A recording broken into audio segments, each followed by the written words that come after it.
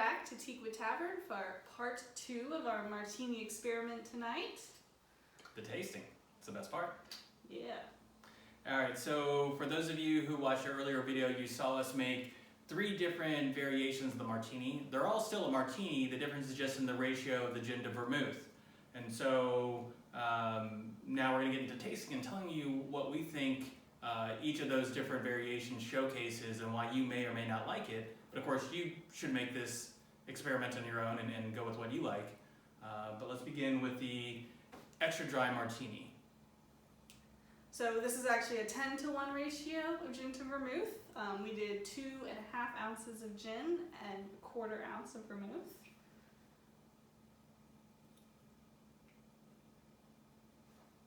I mean, it tastes like gin, so if you're using good gin, then, you know, this could be very enjoyable if you love gin or vodka or whatever you so choose. But yeah, this is definitely going to punch you in the face, and if that's what you're looking for, you know, then have at it. I mean, if you have good gin then and good vermouth, just a little 1/4 ounce of that vermouth is going to at least bring out a little bit more botanicals into the martini, but not a lot. So you're really still going right at it with your gin or vodka.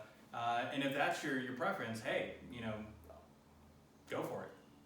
But next we're going to look at the traditional, which is a 2-to-1.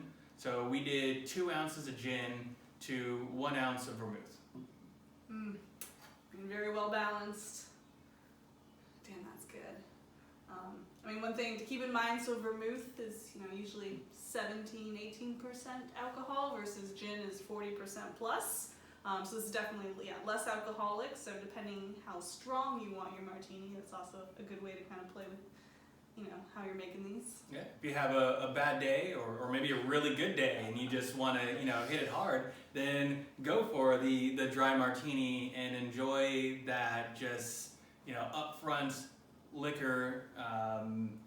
But if you wanted to really tame that a little bit and see what happens when you have a full ounce of vermouth, I mean, this is just delectable because you're still showcasing gin because it's still 2 parts, but the vermouth, there's enough of it now to come through on its own, and it's just a harmonious blend because, you know, gin itself is very high in botanicals, and a good vermouth is also going to have good botanicals going on. So it just really, this is where you see the 2 blending together very well, whereas with the dry, it was all about the spirit, the vodka or the gin. Here, these are playing well together, and now we do the wet. So for the wet style, we did a 1-to-1 ratio. So it was 1.5 ounces of gin to 1.5 ounces of vermouth. That's pretty delicious too. I mean, we love our vermouth, so you really get the vermouth in that one. Honestly, I don't get a lot of gin. But yeah, at the same time, it's, I mean, probably light and, you know, easier drinking, and that's what you're going for. Not a bad choice. Yeah, so earlier, you know, when we were making the drinks, we talked about what we were using, and for the gin, did Monkey 47, which is just delicious. And I think it really showcased here and here on the traditional and the dry because it's more predominant in volume. When we get to the wet, it kind of falls apart, and it's not the gin's fault, it's that you just added so much more of the vermouth. So if I was making a wet martini, I probably wouldn't go for something like Monkey 47 because I'm losing the richness that I want out of Monkey 47. So maybe this is where you're making this with, you know, just a, you know, something not as opulent, or definitely something not as expensive, because that's some pricey shit. But it's delicious in both of these. So that would be my thing, is the wet, it tastes great, but I probably wouldn't use Monkey 47. I would, you know, go for something a little bit less expensive, a better Value, maybe, perhaps. But final thoughts?